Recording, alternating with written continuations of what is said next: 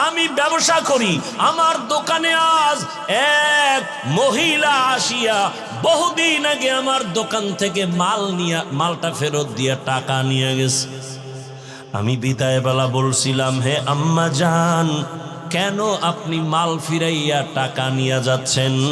মহিলা বলে, সময় কম, একটা জবাব দেই, তোমার দোকানের মাল আমার পছন্দ হয় নাই।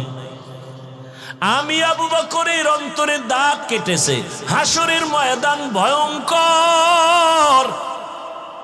আপনি রাসূল তো কিয়ামতের বয়ান করেছেন আর আপনি কান্না করেছেন, আমরাও কান্না করেছি। কিয়ামতের দিন আপনিই বলেছেন কিয়ামতের ময়দান এতটা কঠিন, নারী আর পুরুষ সব উলঙ্গ দাঁড়াবে, সূর্যের গরম, জাহান্নামের আগুনের গরম, আল্লাহ কুদরতের ভয়ঙ্কর আওয়াজ দিবেন। এমন এক অবস্থা হবে হাসরের ময়দানে, জাহান্নামের চিৎকার শুরু হবে। জাহান্নাম বলবে, আল্লাহ বেনামাজি গুনাহগারগুলো আমার পেটে দাও, বড় ক্ষুধা আছে। আল্লাহ কুদরতি ভাবে বলবেন, একটু অপেক্ষা কর, বেনামাজিদের একটু আমল নামাটা মাপ দিয়া নেই, দেখবো ওর গুনার পাল্লা কত ভারী। আল্লাহ পাকে কথা বলার পরেও জাহান্নামকে ধরে রাখতে পারবে না। আল্লাহ বলবেন, 70,000 শিকল লাগাইয়া জাহান্নামকে পিছন দিকে টেনে ধরো ফেরেশতারা। 70,000 শিকল, এক একটা শিকলের গোড়ায় 70,000 ফেরেশতা লাগাইয়া টানিয়াও ধরে রাখতে পারে না। রহমতের নবী বলেন, এমন কঠিন হালাত হবে কিয়ামতের ময়দান। ওদিকে সূর্যের গরমে মাটির জমিনটা তামা হয়ে যাবে, কেউ দাঁড়াইতে পারবে না। বেনামাজি গুনাহগারের মাথার মগজগুলো ভাতের মারের মতো ফুটতে থাকবে। এমন কঠিন সময় সব নবীদের কান্না শুরু হয়ে যাবে। আদম নবীর কান্না, মূসা নবীর কান্না, ঈসা নবীর কান্না। আবু বকর বলেন, ইয়া রাসূলুল্লাহ, ওই সময় আমার আল্লাহ আরো কঠিন কঠিন হুঙ্কার দিবেন। ওয়ামতাজুল ইয়াউমা আইয়ুহাল মুজরিমুন। আল্লাহ বলবে, ও গুনাহগারেরা, নেককারদের থেকে তোরা আলাদা হয়ে যা। আমি আজকে নেককারদের ডান হাতে আমলনামা দিব, বিনা হিসাবে জান্নাতে যাবে। গুনাহগারের বাম হাতে আমলনামা দিব। ওই দিন যদি আমার আল্লাহ, আমি আবু বকরকে ডাক দিয়ে বলে, রে আবু বকর, সামনে আসো, আমি যে তোমাকে জাহান্নামের শিকল থেকে ধইরা মুহাম্মদের হাতের কাছে নিয়া কালেমা পড়ানোর মাধ্যমে তোমাকে জান্নাতি বানাইয়া আমি সালাম পাঠাইছিলাম, মনে আসেনি? আমি তোমার এত আদর করে তোমাকে জান্নাতের 1 নাম্বার সাহাবীর ঘোষণা দিয়েছিলাম, মনে আসেনি? জি আল্লাহ। বলো এবার আমার জন্য কি নিয়ে আসছো? আমি যদি আল্লাহর কাছে বলি, আল্লাহ তোমার জন্য নামাজ, তেলাওয়াত, তোমার জন্য আমি জিকিরের আমল নিয়ে আসছি, আমি তোমার দরবারে রোজার আমল নিয়ে আসছি, আল্লাহ যদি বলে ফেলেন ওই মহিলা যেমনে বলেছে, যদি বলে ফেলেন, রে আবু বকর, আমার জান্নাতটা আমাকে দাও, তোমার জান মাল নিয়ে তুমি জাহান্নামে যাও। যদি বলি, আল্লাহ কেন? বলে, যদি আল্লাহ, আবু বকর, আমি যেইভাবে নামাজ চাইছি ওইভাবে নামাজ তুমি পড়ো নাই, আমি যেইভাবে জিকিরটা চাইছিলাম তুমি ওইভাবে মহব্বতে জিকির করো নাই, আমি যেইভাবে রোজা রাখার কথা বলছিলাম তুমি ওইভাবে হক আদায় করে রাখো নাই, আমি যেইভাবে নামাজ আদায়ের জন্য বলেছি হক আদায় করে তুমি আমার জন্য করো নাই। আমার সব তোমার আমল তুমি নিয়ে জাহান্নামে যাও, আমার জান্নাত আমারে ফিরায়া দাও। ইয়া রাসূলুল্লাহ, এই কথাটা মনে যখন আসছে আমি চোখের পানি ধরে রাখতে পারি নাই। সেই দিন যদি আল্লাহ এমনটা বলিয়াই ফালার, আমার দুনিয়ার সম্মান তো কোনো কাজেই লাগবে না। সাথে সাথে জাহান্নামের হ্যান্ডকাপ, আল্লাহর অর্ডার হবে, ও জাহান্নামের ফেরেশতা, এই গুনাহগারের ধর, জাহান্নামের দিকে নিয়ে যাও। ও আমার যুবক বাবারা, বৃদ্ধ বাবাজি, ও পর্দার আড়ালের মা বোনেরা, আল্লাহর কোরআন সত্য। আজও পর্যন্ত কেউ একটা মিথ্যা ভুল প্রমাণ করতে কেউ পারে নাই। ওই কোরআন যদি তোমার অন্তর বলে সত্য, কোরআনে যত বয়ান আল্লাহ করেছেন সবই কিন্তু সত্য। কারা জান্নাতে যাবে কারা জাহান্নামে যাবে আল্লাহ স্পষ্ট কোরআনে বলে দিয়েছেন, তাও সত্য। ইন্নাল আবরারা লাফি নাঈম ওয়া ইন্নাল ফুজ্জারা লাফি জাহিম। নেক আমলওয়ালাদের জন্য জান্নাতের দরজা, গুনাহগার যারা তাদের জন্য জাহান্নামের পথ। জান্নাতটা কেমন শান্তির ঠিকানা আল্লাহ তাও কোরআনে বয়ান করেছেন। জান্নাতিন তাজরি মিন তাহতিহাল আনহার, এমন জান্নাত আল্লাহ দান করবেন যারা জান্নাতে একবার ঢুকবে জীবনে জান্নাতের শান্তি ছেড়ে আর বের হতে চাইবে না। মা তাশতাহি আনফুসুকুম, জান্নাতে যা চাইবে দেখবে অন্তরে কল্পনা করবে সামনে হাজির। যেই জান্নাতে কোনো বাথরুম নাই, জান্নাতীরা ঢুকবে কোনো কালো মানুষ থাকবে না, জান্নাতীদের দাড়ি কোনো দিন উঠবে না, যুবতী কোনো দিন বৃদ্ধা হবে না, যুবক কোনো দিন বুড়া হবে না। এমন জান্নাত কাদের জন্য আল্লাহ বলেন? নেক আমলওয়ালাদের জন্য। আর জাহান্নামটা গুনাহগারের জন্য। কেমন জাহান্নাম তাও আল্লাহ বয়ান করেছেন। ওয়াইলুল লিকুল্লি হুমাযাতিল লুমাযা আল্লাযী জামাআ মালান ওয়া আদ্দাদা ইয়াহসাবু আন্না মালাহু আখলাদা কাল্লা লায়ুমবাযান্না ফিল হুতামা ওয়া মা আদরাকা মাল হুতামা নারুল্লাহিল মুকাদা আল কারিআতু মাল কারিআ ওয়া মা আদরাকা মাল কারিআ আলহাকুমুত তাকাসুরু হাত্তা যুরতুমুল মাকাবির। এগুলো তো ছোট ছোট সূরা। ও যুবক, তুমি ডাউনলোড করে বাংলা কোরআন ডাউনলোড করে তরজমাগুলো পড়ো। আরাআইতাল্লাযী ইউকাযযিবু বিদ্দীন ফাযালিকাল্লাযী ইয়াদউল ইয়াতীম ওয়া লা ইয়াহুদ্দু আলা তাআমিল মিসকিন ফাওয়াইলুল লিল মুসাল্লিন। আরে নামাজ মানুষকে জান্নাত নিয়ে নিবে, আর এই সূরায় আল্লাহ কি বলেন? ফাওয়াইলুন লিল মুসাল্লিন, নামাজি মুসল্লির জন্য ওয়াইল নামক জাহান্নাম। এবার চিন্তা করেন তো, যেই নামাজ মানুষকে গুনাহ থেকে বাঁচাবে, জান্নাতে নিবে বিনা হিসাবে, আল্লাহ আবার এই সূরার মধ্যে বলেন ফাওয়াইলুল লিল মুসাল্লিন, মুসল্লি নামাজির জন্য ওয়াইল নামক ভয়ঙ্কর জাহান্নাম। তাহলে এখন কোন নামাজ পড়েন চিন্তা করতে হবে আপনাকে।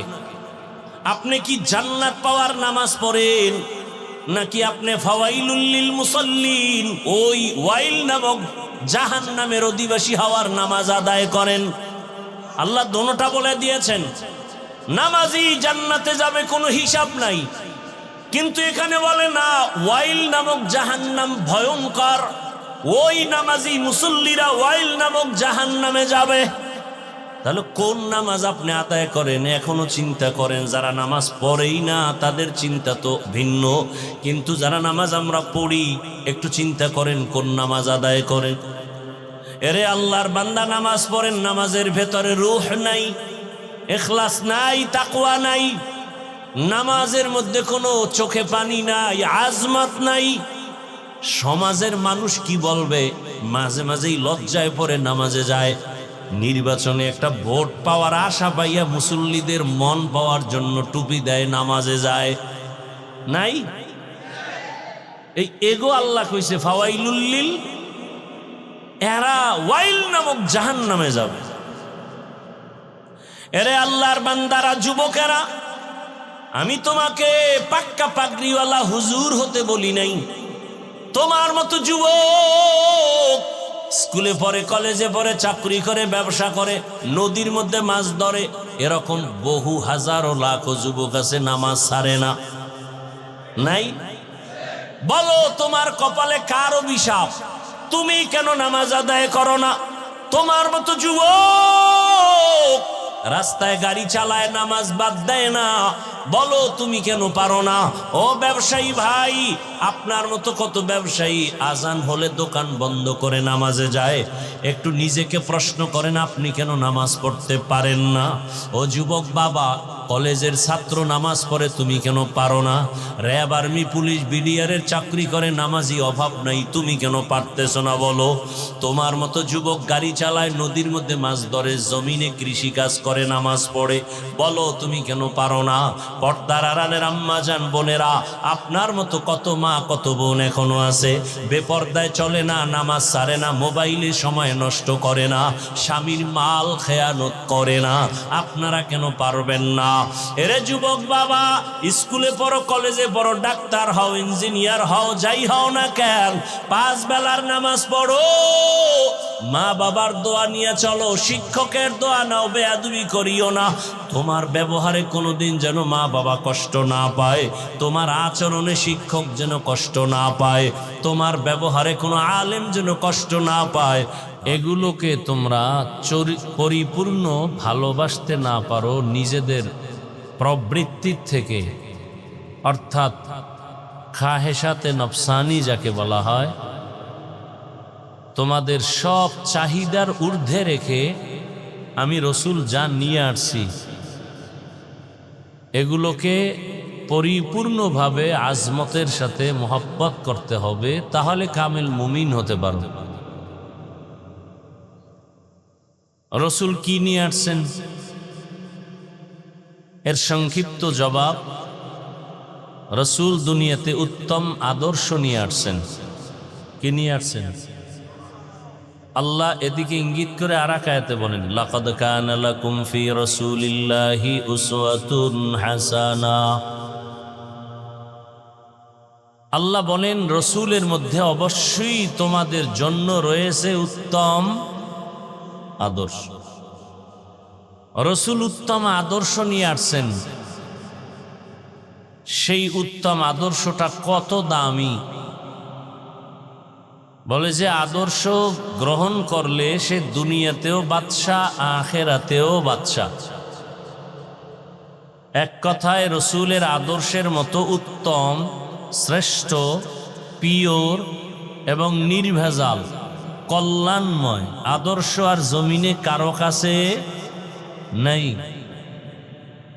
এ আদর্শ যে গ্রহণ করবে সে দুনিয়াতেও শ্রেষ্ঠত্বের মর্যাদা পাবে, আখিরাতেও সে বিনা হিসাবে জান্নাত পাবে। রসুলের আদর্শ কি? যদি বলেন আপনি রসুলের আদর্শটা কি?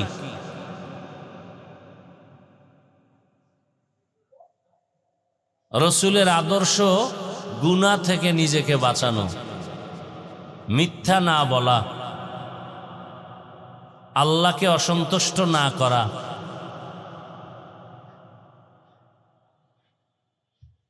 জীবনের প্রত্যেকটা মুহূর্তে, প্রত্যেকটা ক্ষেত্রে রসুলের কথাকে মেনে চলা। রসুলের আদর্শ নাই এমন কোনো কাজ পৃথিবীর কোনো মানুষের নেই। আপনি ব্যবসা করেন, চাকরি করেন, লেখাপড়া করেন, ঘুমাবেন, খানা খাবেন, কোথাও যাবেন, সফর করবেন, কোন কাজের মধ্যে রসুলের দিক নির্দেশনা নাই, আদর্শ নাই?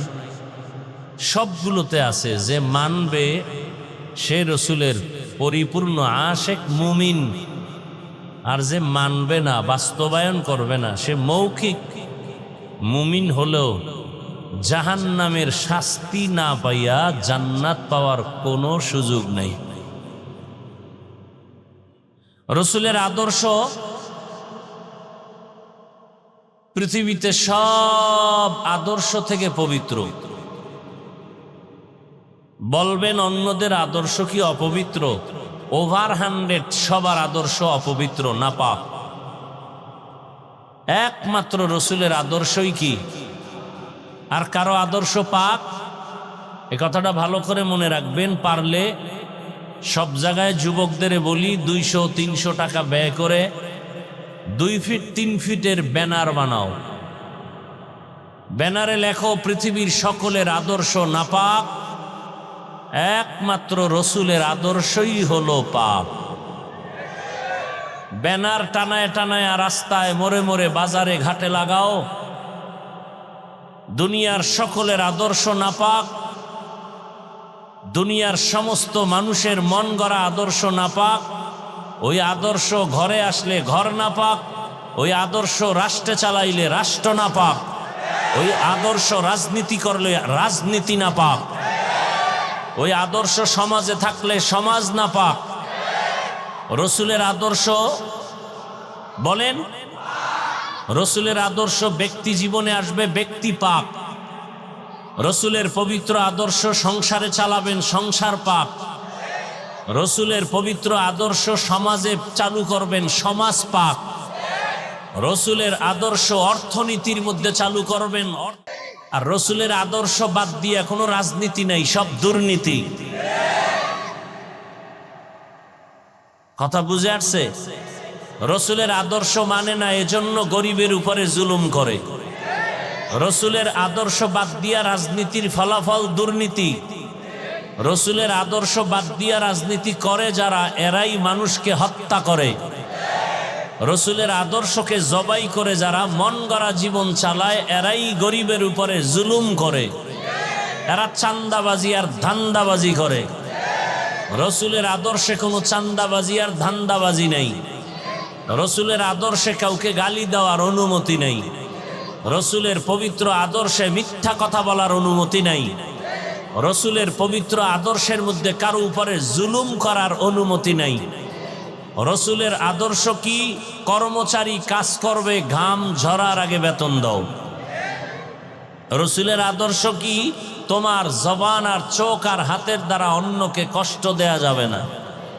রসুলের আদর্শ পারফেক্ট। এ কারণে আমরা যারা রসুলের আদর্শ এখনো মেনে চলার চেষ্টা করি, তুলনামূলক সবার থেকে আমরা শান্তিতে আছি, আলহামদুলিল্লাহ, অনেক সম্মানে আছি। আমাদের সম্মান টাকা দিয়ে কেনা হয় নাই, আল্লাহ দিছেন। টাকা দিয়ে সম্মান কিনলে প্রথমে ফুলের মালা, ফাইনালে জুতার মালা। আর আল্লাহর দেয়া সম্মান নিয়ে চললে দুনিয়ায় বাদশাহ, আখেরাতেও বাদশাহ। আপনারা আল্লাহর কোরআন মানেন কি? এখানে কথা বলা যাবে না, কোনো আওয়াজ দেওয়া যাবে না, একটু সাউন্ড যেন আমার কানে না আসে। আপনারা আল্লাহর কোরআন মানেন, ইসলাম সমর্থন করেন? আমাকে একটু দয়া করে বলবেন, শিক্ষার জন্য বলছি, বুঝার জন্য বলছি, জানানোর জন্য বলছি, আল্লাহর কোরআন কোন দিক থেকে দুর্বল? বুঝা শুনে বললেন। আল্লাহর কোরআনে কোনো দুর্বলতা নাই, ইসলামে কোনো দুর্বলতা নাই। আসতে বলেন কেন? সত্যটা জোরে বলবেন, আর সন্দেহ থাকলে চুপ থাকবেন। আল্লাহর কোরআনে মানুষের জীবনের সব বিষয়ের সমাধান আছে, হাদিসে আছে, ইসলামে আছে, পরিপূর্ণ আছে। কোনো দিকের দুর্বলতা নাই না? এখনো বুঝে আপনারা বলেন না। আমার তো জানা মতে, আপনাদের থেকে যতটুকু শুনছি, সেই শোনা মতে কোরআন, ইসলাম, হাদিস সব দিক থেকে পরিপূর্ণ হলেও রাষ্ট্রের ব্যাপারে ইসলাম, হাদিস, কোরআন দুর্বল। কি? তাহলে যারা বলে ইসলামে রাজনীতি নাই, তাদের কথায় বোঝা গেল ইসলাম ও কোরআন, হাদিস সব বিষয়ে সমাধান আছে, রাজনীতির ব্যাপারে কোরআনে কিছু নাই। সেই ক্ষেত্রে অন্যদের থেকে সমাধান নিতে হবে, সুদখোর, ঘুষখোর থেকে সমাধান নিতে হবে। কোরআনে আছে। গোটা রাষ্ট্র, গোটা দুনিয়াকে পরিচালনা করেছেন সুলাইমান নবী, ঘটনা কোরআনে আছে। মিশরের অর্থমন্ত্রীর দায়িত্ব পালন করেছেন ইউসুফ নবী, কোরআনে ঘটনা আছে। গোটা দুনিয়া শাসন করেছেন জুলকারনাইন বাদশাহ, কোরআনে আছে। মদিনার রাষ্ট্র পরিচালনা করেছেন আপনার আমার পেয়ারা নবী, ইসলামে ঘটনা আছে। কেন বলেন রাজনীতি নাই? ইসলামে দুর্নীতি নাই, চান্দাবাজি, ধান্দাবাজি নাই, পেটনীতি নাই, জুলুম নাই। ইসলামই হলো পবিত্র রাজনীতির নাম। আল্লাহ বুঝার তৌফিক দান করেন। কেউ যদি নামাজ না পড়ে তাকে গালি দেওয়া যাবে না, কিন্তু কেউ যদি নামাজের বিরোধিতা করে তাকে ছাড় দেওয়া যাবে না। ব্যবধান আছে না নাই? কেন? কয় যে নামাজ পড়ে না সে মুমিন, যে বিরোধিতা করে সে তাজা বেঈমান। ব্যবধান আছে না নাই? যে দাড়ি রাখে না তাকে গালি দেওয়া যাবে না, কেন? সে মুমিন। যে দাড়ির বিরোধিতা করে তাকে ছাড় দেওয়া যাবে না, কেন? সে বেঈমান। ব্যবধান বুঝছেন? যে পর্দা করে না তাকে গালি দেওয়া যাবে না, কেন? সে মুমিন, তার অন্তরে আগ্রহ আছে, পর্দা করবে। আর একজনে পর্দার বিধানের বিরোধিতা করে, তাকে ছাড় দেওয়া যাবে না, কেন? সে বেঈমান। এবার বুঝেননি কিছু? একজনে ইসলামের রাজনীতি করে না, তাকে গালি দেওয়া যাবে না, কেন? সে মুমিন, তার অন্তরে আগ্রহ আছে। কিন্তু যে ইসলামী রাজনীতির বিরোধিতা করবে সে বেঈমান, কেন? তার মধ্যে ঈমান নাই, আগ্রহ নেই। তাহলে দোনোজনেই বেনামাজি, একজন মুমিন আর একজন বেঈমান, দোনোজন বেপর্দায় চলে, একজন মুমিন আর একজন। মুমিনকে গালি দেওয়া যাবে না, বেঈমানকে ছাড় দেওয়া যাবে না। সহজ কথা, ভেজাল নেই। যে নামাজ পড়ে না সে মুমিন, যে নামাজের বিরোধিতা করে, ব্যবধানটা বুঝছেন তো? বুঝবেন কেমনে? তাকে বলতে হবে, এই নামাজ পড়ো না কেন? কয় নামাজ পড়া দরকার, পারি না, চেষ্টা করি, দোয়া করেন, আরো চেষ্টা করব। বেঈমান না মুমিন? আর একজনে নামাজের কথা জিজ্ঞাসা করেন, ভাই নামাজ পড়ো না কেন? কেন না পড়লে অসুবিধা কি? এরকম আছে না? তাহলে নামাজ না পড়লেও দরদি হলে মুমিন, নামাজ না পড়িয়া বিরোধী হলে, দাড়ি না রাখিয়া দরদি হলে মুমিন, বিরোধী হলে। কথা বুঝতেছেন তো? আল্লাহ বুঝার তৌফিক দান করেন।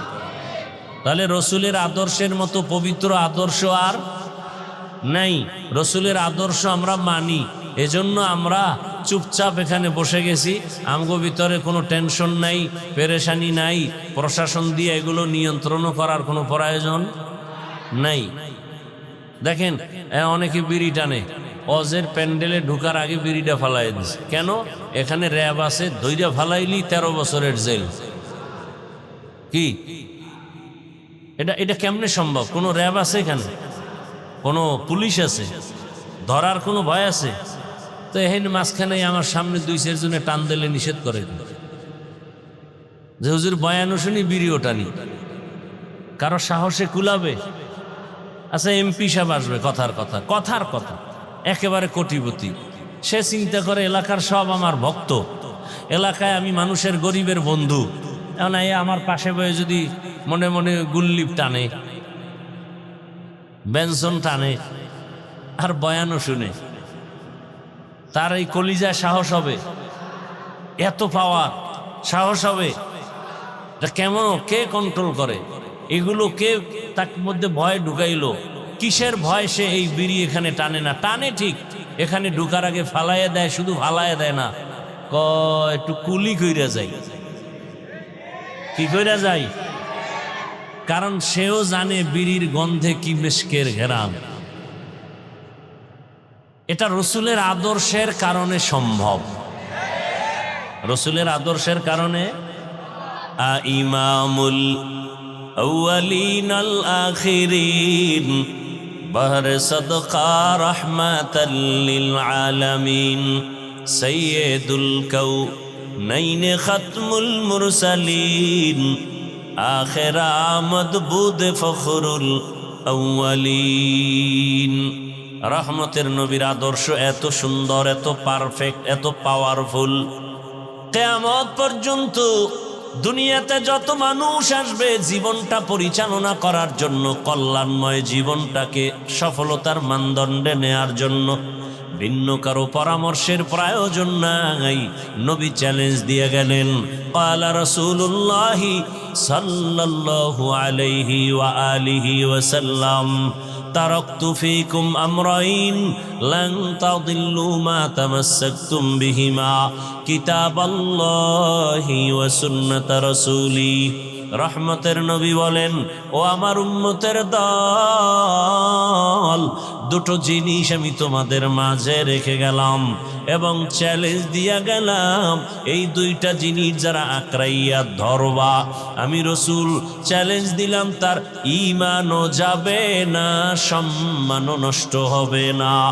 ১৫০০ বছর পরে তাকাইয়া দেখো আজও পর্যন্ত যার কাছে রহমতের নবীর আদর্শ আছে, আল্লাহর কোরআন আছে, এত বিপদ এত ঝামেলার মধ্যেও এই নবীর আদর্শওয়ালা কোরআনওয়ালারা কোনো অসম্মানে নাই।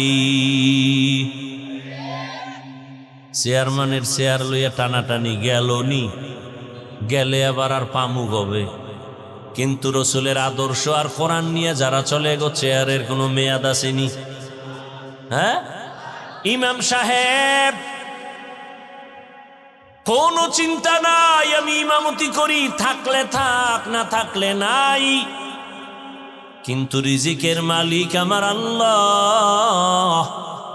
এই চিন্তা বাদ দিয়া উম্মতের নিয়ে ফিকির করে, সত্য কথা বলতে থাকে, মানুষকে জাহান্নামের আগুন থেকে বাঁচানোর ফিকির নিয়ে 24টা ঘন্টা মেহনত করে, উম্মতের কল্যাণে বিপদ মুহূর্তে ময়দানে ঝাঁপায়া পড়ে। ওলামায়ে কেরাম সামনে না আসলে কোনো কাজের সফলতা আসে না। ইলমে রায়ে জাজু করদান বেহিসাব, খলকে রাদাদান জওয়াবে বাসওয়াব, হক না দারত দোস্তে খলকা জারেরা, নিস্তে ই খসলত একে দিনদারেরা। রহমতের নবীর আদর্শ, আঙ্গুলের নখগুলো কিভাবে কাটবা কিভাবে রাখবা সেখানেও রহমতের নবীর আদর্শ আছে না নাই? যে মানবে সে রসুলের খাঁটি আশেক, যে মানবে না সে পরিপূর্ণ আশেক না। মাথার চুলগুলো কিভাবে রাখবা কিভাবে কাটবা সেখানেও নবীর আদর্শ। মানলে তুমি নবীর আশেক, যদি তুমি না মানো তুমি রসুলের আশেক না।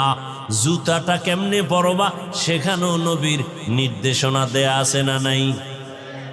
ও ভাই, তুমিও জুতা পরো আমিও পরি, রসুলের আদর্শ লাগায় পরো, সওয়াব। এই যে 1 বোতল পানি এখানে রাখা, তুমিও পানি পান করো পিপাসা নিবারণের জন্য, আমিও পানি পান করব পিপাসা নিবারণের জন্য। তবে ব্যবধান হবে, কোয়ালিটি আলাদা হয়ে যাবে, কাইফিয়াত আলাদা হবে। তুমি পানির বোতলের মুখখাটা খুলিয়া বাম হাত দিয়ে একটা টান দিয়া বোতলের পানি একটানে শেষ করছো, আমি ভুলেও বাম হাতে নিব না, আমি ডান হাতে নিয়ে 3 বারে এই বোতলের পানি পান করে ফেলবো। আমারও পিপাসা নিবারণ হবে, তোমারও নিবারণ হবে। তবে আমার পানি পান করা হবে ইবাদত, আর তোমার পানি পান করা ইবাদত হবে না। ইবাদত তখনই হবে রসুলের আদর্শ মানতে পারলে। तुको जाओ सुन्नते अहमद को जा बा मुहम्मद कैबुअद निस्बत तोरा कारे शैता मी कुनीना मतवली गरवली नस्तो लानत बरवली। रहमतेर नबीर आदर्श मतो चलबेन, शांति और शांति। कसम आल्लाह, रसूलेर आदर्श कोनो अशांति? आल्लाहर जातेर कसम, भालो करे लिखो, ए जमीने যতদিন পর্যন্ত রসুলের আদর্শ কায়েম হবে না ততদিন পর্যন্ত মিছিল করবা, আন্দোলন করবা, খোদার কসমে জমিনে শান্তি আসবে না। এই কপাল ভরা মুমিন মুসলমান সারা দিন বিড়ি টানে গাঞ্জা খায়, মদ লইয়া দৌড়ায়, এরে যদি কও এর চরিত্র ফুলের মতো পবিত্র, তো গাঞ্জা খোরের চরিত্রর উপায় কি? নামাজ নাই, রোজা নাই, তেলাওয়াত নাই, প্রস্রাব করে পানি লয় না, শরীর থেকে গন্ধ, পোশাক থেকে গন্ধ, খায় 24 ঘন্টা নাপাক, মদ পান করে চোখগুলো লাল করে ফেলে, চরিত্রহীন লম্পট, নারীর পেছনে দৌড়ায়, গরিবের উপরে জুলুম করে। তার চরিত্র যদি ফুলের মতো পবিত্র হয় তো জমিনে আর চরিত্র ভালো হবে কার? এরে তুমি বানাও যে আমগো এলাকাটার একটু পবিত্র বানায় দেন না। ওই যে উদাহরণ দেই না, যে লঙ্গির ভিতরে গোবর লাগছে, গোবর কি লাগছে, এখন লঙ্গির ভিতরে গোবর লাগার পরে এটা পাক না না পাক? বুঝেন, বাংলা বুঝেননি? লঙ্গিতে কি লাগছে? গোবর। চিনেন তো? এটা আসমান থেকে আইয়ে গোবর লঙ্গিতে লাগার পরে এটা পাক না না পাক? এখনই নাপাক দূর করতে হলে কি লাগবে বলেন? এখন আপনি মনে করেন এই এলাকার অপরিচিত মানুষ, হঠাৎ নাপাক গোবর পরিষ্কারের পানি খুঁজতে গিয়ে দেখেন পানি আর। একজনে কয়, কিও তোমার ঘাম বেরোইতেছে, কি বিষয়? কয় পানি খুঁজতেছি গোবর নাপাক দূর করার জন্য। কয় তুমি এত পেরেশান হয়ে লাভ কি, পানি তো নিজের কাছেই আছে। আছে না নাই? নাম কি? প্রস্রাব। তো চিন্তা করলো এই বুদ্ধিটা আগে দিলে তো ঘাম যাইতো না। আহা, কত সুন্দর একটা বুদ্ধি পেয়ে গেল। ঠিক আছে, তাই তো আর টেনশনের কিছু নেই। এখন ওই ব্যক্তি প্রস্রাবের পানি দিয়া গোবরের নাপাক ধুইছে, কেমন পরিষ্কার পরিচ্ছন্ন হলো? পাক হলো না নাপাক আরো সরাইল? হ্যাঁ, আরো সরাইল। তাহলে গোবরের নাপাক প্রস্রাব দিয়া ধুইলে নাপাক যেমন আরো সরায়, গাঞ্জাখোর, সুদখোর আর মদখোর, নারীবাজি, চরিত্রহীন লম্পটকে সমাজকে পবিত্রতার দায়িত্ব দিলে সমাজ পাক হবে না, আরো নাপাক হয়ে যাবে। এই জন্য আঙ্গুলের টিপটা দেওয়ার আগে দিয়ে চাইয়া লইও কই যায়। এই টিপের দাম আছে। এক টিপ দিবা পুরা বিল্ডিং তোমার হয়ে যাবে। এক টিপ দিবা গাঞ্জাখোরে তোমার টিপটা নিয়ে জানো গাঞ্জা খাইতে না পারে। তোমার এই টিপের অনেক দাম, তোমার টিপের শক্তি পায়া জানো কোনো বেঈমানের বাচ্চা মানুষের গলায় ছুরি চালাতে না পারে। তোমার আঙ্গুলের টিপের পাওয়ার পায়ে কেউ যেন সমাজের গরিবের উপরে জুলুম করতে না পারে। তোমার আঙ্গুলের টিপের পাওয়ার পায়া কোন বেয়াদব যেন আমার বোনকে ধর্ষণ করতে না পারে। টিপটা জায়গা মতো দিও, দেওয়ার আগে 1000 বার চিন্তা করো। আর যদি ভোটের আগের রাত্রে কিছু খাইতে মনে চায়, বাথরুমে গিয়া 10 গ্রাম পায়খানা খাইও। এরপরে বাজারে গিয়ে হালাল সাবান দিয়ে কুলি করবা, গন্ধ শেষ। আর যদি তোমার বাপ মার বরদোয়া থাকে কপালে, তাহলে হারাম খাইয়া মাইয়া ফলাডির রক্ত নাপাক কইরা এরপরে মইরো। ওই মাইয়া ফলাগুলো বরদোয়া দিবে, শুধু নিঃশ্বাস ফেলবে আর বরদোয়া দিবে। একটা সুদখোর ঘুষখোর শান্তিতে নাই। ও বাইরের জ্বালা ভিতরের জ্বালা, শারীরিক অসুস্থ, মানসিক অসুস্থ, একটা জায়গায় শান্তি নেই। শেষফল cancer, blood cancer, liver cancer, এই পরিণাম ফল। মদ খাইলে শরীরের যৌবন বাড়ে, মেধা বাড়ে। একটা বুদ্ধি আমাকে গ্যারান্টি দে, আমি মদ খামু, খোদার কসম। বিড়ি টানলে চেহারার নূর বাড়ে, বল আমি বিড়ি টানমু। আল্লাহর জাতের কসম আমি টানমু। দে যুক্তি দাও। তে আকাম কেন করো? আল্লাহ হেদায়াত দান করুন, আল্লাহ হেদায়াত দান করুন। ওয়ামা আরসালনাকা ইল্লা রাহমাতাল লিল আলামিন। রহমতের নবীকে আল্লাহ পাক জমিনের মধ্যে প্রেরণ করেছেন। কেমন রহমতের নবী আমার! এমন এক সময় মক্কা নগরীতে আগমন করেছেন। পুরা মক্কা নগরীর মানুষগুলো ছিল অপবিত্র, নাপাক, চরিত্রহীন, লম্পট।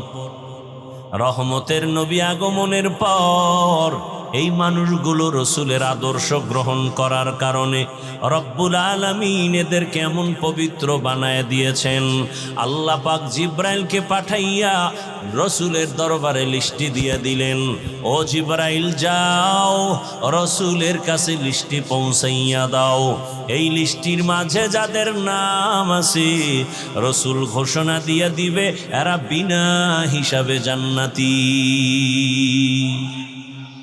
ইমামুল আউয়ালিনাল আখিরিন বহরে সদকা রহমাতাল লিল আলামিন সৈয়দুল কাউনাইন খাতমুল মুরসালিন আখির আমদ বুদে ফখরুল আউয়ালিন। ওগো নবীর উম্মতেরা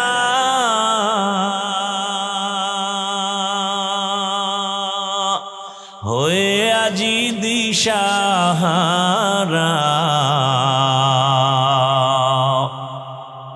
কোরআন হাদিসের চলো যখন যাহা চায় মনে, নবী বিনে কে তারাবে পুলসিরাত মিজানে, নবী বিনে কে তারাবে পুলসিরাত মিজানে। উম্মতের কান্ডারি নবী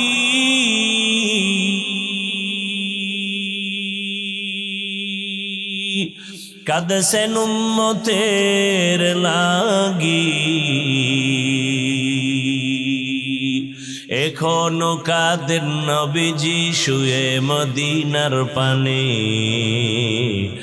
নবী বিনে কে তারাবে পুলসিরাত মিজানে, নবী বিনে কে তারাবে পুলসিরাত মিজানে। নবী আমার জীবন ভরে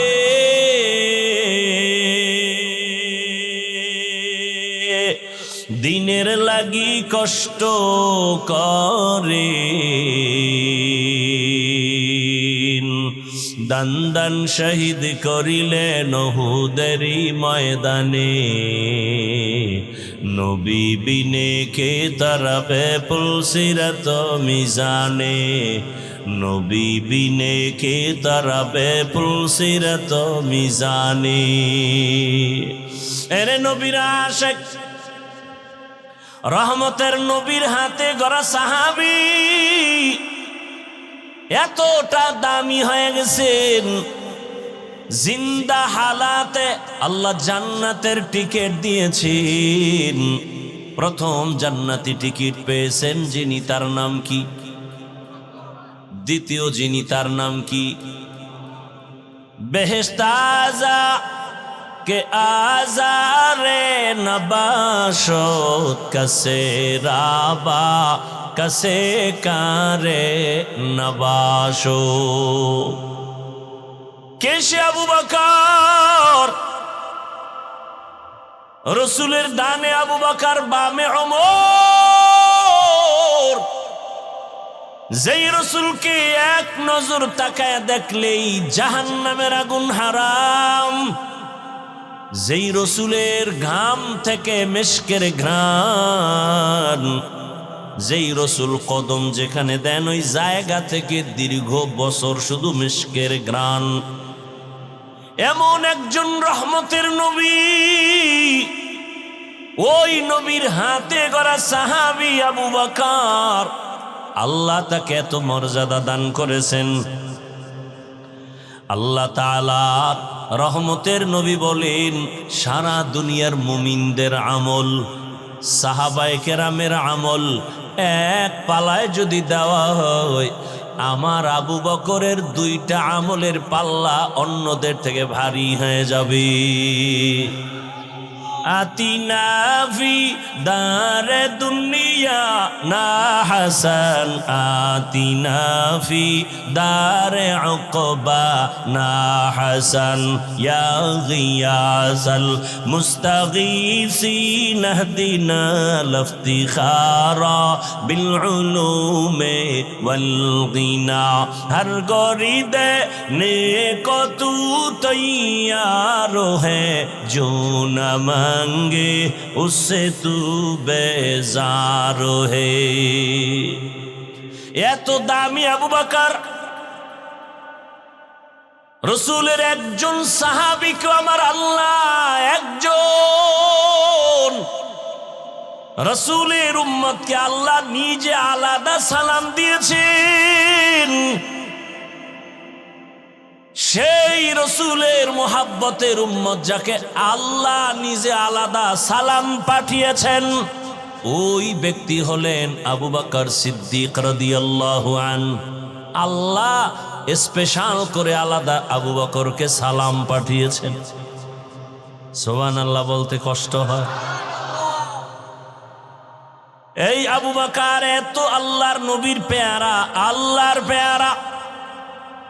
রসুলের ইন্তেকালের পরে প্রথম খেলাফতের দায়িত্বে চলে আসলেন আবু বকর সিদ্দিক রাদিয়াল্লাহু আনহু। এই আবু বকরের এত মান, এত দাম, নবী যাকে ছাড়া কোনো মশওয়ারা করেন না, সেই আবু বকরের ইতিহাস। নবী বলেন, আমি একদিন এশার নামাজের পরে আমার রুমের মধ্যে আমি ঢুকলাম, অর্থাৎ মসজিদে নববী আর আমার হুজরা তথা আয়েশার হুজরা পাশাপাশি লাগানো। বেশিরভাগ আমি আয়েশার হুজরায় গিয়ে এশার নামাজ পড়ে ঘুমায় যাই। কেন? বলে ভোর রাত্রে উঠিয়া আবার মালিকের সাথে হাজিরা দেই, কথা বলি। ভোর রাতে উঠে যাই, এশার নামাজ কমপ্লিট করে আমি হুজরায় গিয়া যখন বিশ্রামে চলে গেলাম, ঘুমাচ্ছিলাম। আমি রসুলের ঘুমটা কেমন? বলে আমার চোখ দুইটা বন্ধ থাকলেও আমার কলবের দরজা বন্ধ থাকে না।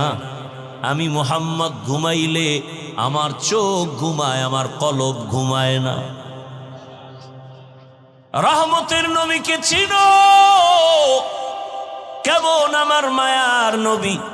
১৫০০ বছর পর যেই নবীর আদর্শ দেখে গবেষণা করে বহু বিধর্মী কালেমাওয়ালা হয়ে গেছে। আরো আস্তে করে বলেন। এই জোনায়েত গেল, সাউন্ডটা বাড়াইয়া ফট করে এনে একটা কারু বাজায় গেল, কমাই লিখে সাউন্ডারে।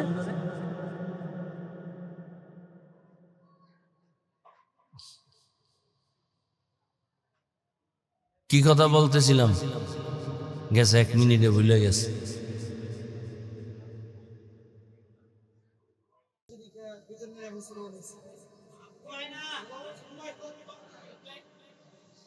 রহমতের নবী আমার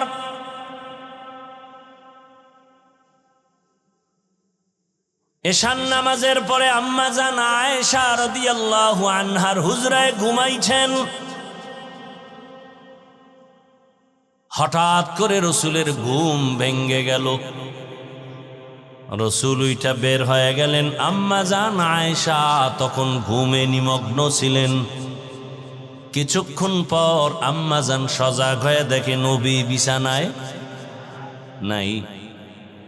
রহমতের নবীকে তালাশ করার জন্য আম্মা জান আয়েশা রাদিয়াল্লাহু আনহা বের হয়ে গেলেন। মনের মধ্যে ধারণা রহমতের নবী বোধহয় অন্য বিবিদের ঘরে কোথাও গেছেন, কিন্তু খুঁজে খুঁজে আলামত দেখে দেখে নাই। খুঁজতে খুঁজতে গিয়া দেখে রহমতের নবী জান্নাতুল বাকির সামনে উম্মতের জন্য দোয়া করে আর কান্না করে। আম্মা জান আয়েশা দূরের থেকে দেখে আবার দ্রুত হেঁটে আইসা শুয়ে পড়ছে। মনে মনে ধারণা, আমি যে রসুলকে দেখতে গেলাম, নবী যেন এটা টের না পায়, আমি আগের মতোই শুয়ে পড়লাম। রহমতের নবী আসছেন, আম্মা জান আয়েশা ঘুমের বান্দরি আছেন। রহমতের নবী কিছুক্ষণ পরে আসছেন।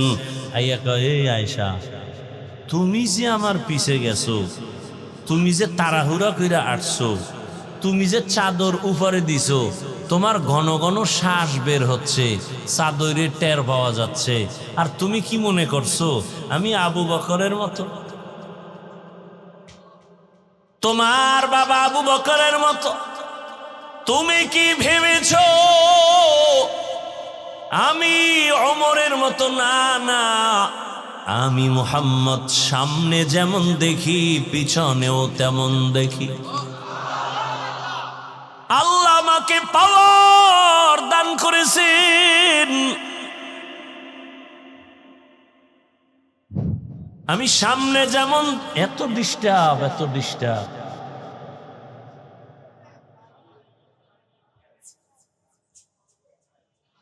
আমি সামনে যেমন দেখি পেছনেও তেমন দেখি। আল্লাহ পাওয়ার আমাকে দান করেছেন। আমি ডানেও যেমন দেখি বামেও তেমন দেখি। আমি আলোর ভেতরে যেমন দেখি অন্ধকারের মধ্যে আমি তেমন দেখি। কে পাওয়ার দান করেছেন? ইমামুল আউয়ালিন আল আখিরিন বহরে সাদকা রাহমাতাল লিল। আবার মুরাইতে বইছো।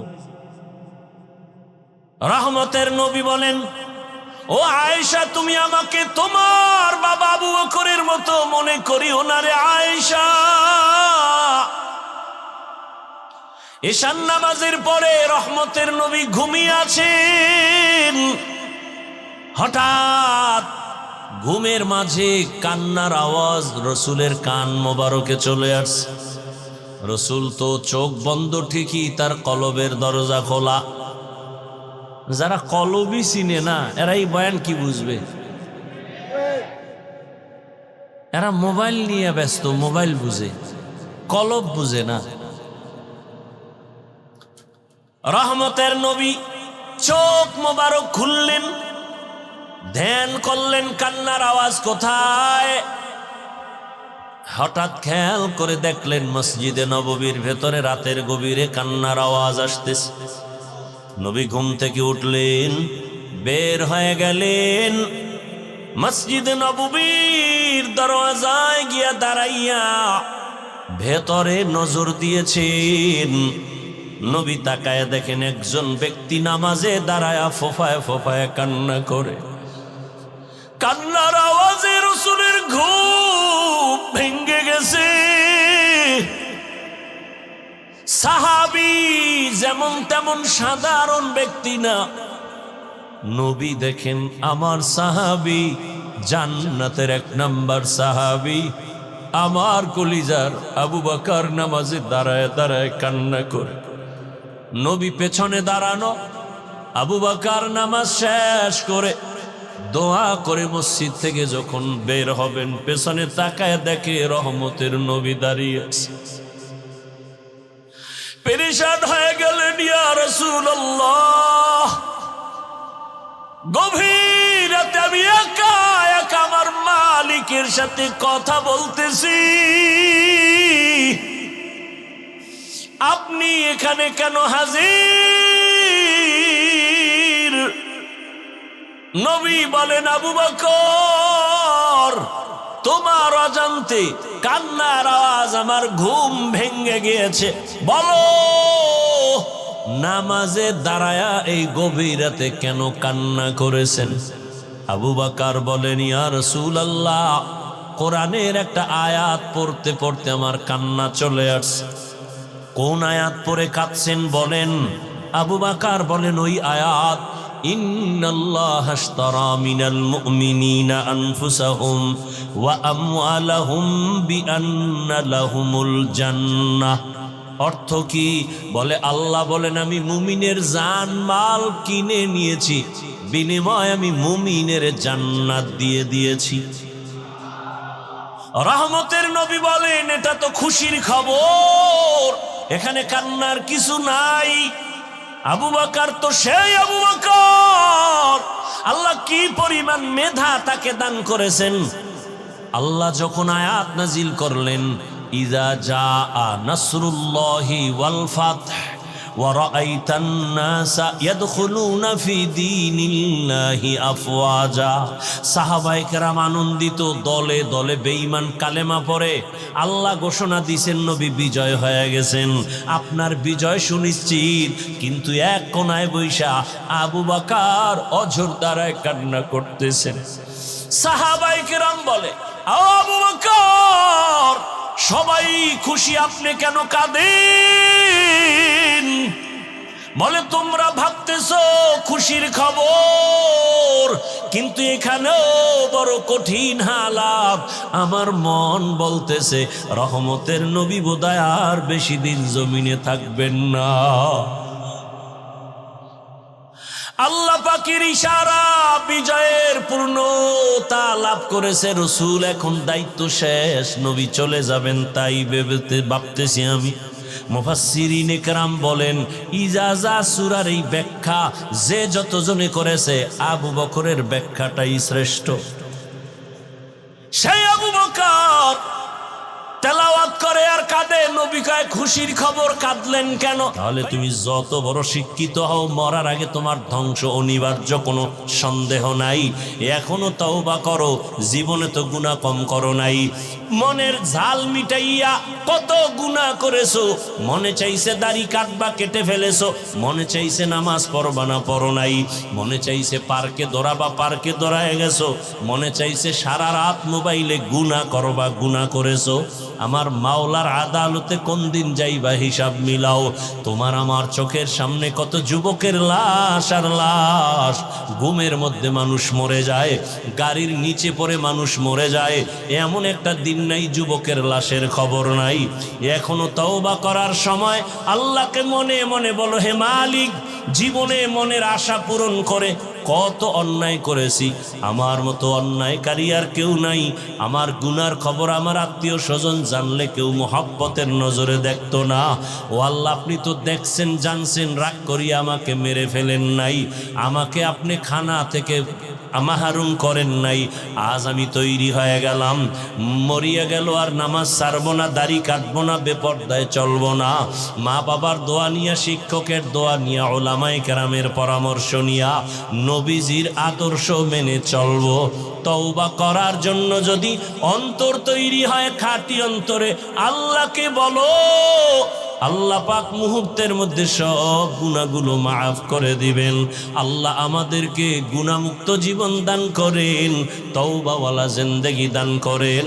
আলহামদুলিল্লাহি রাব্বিল আলামিন, ওয়াসসালাতু ওয়াসসালামু আলা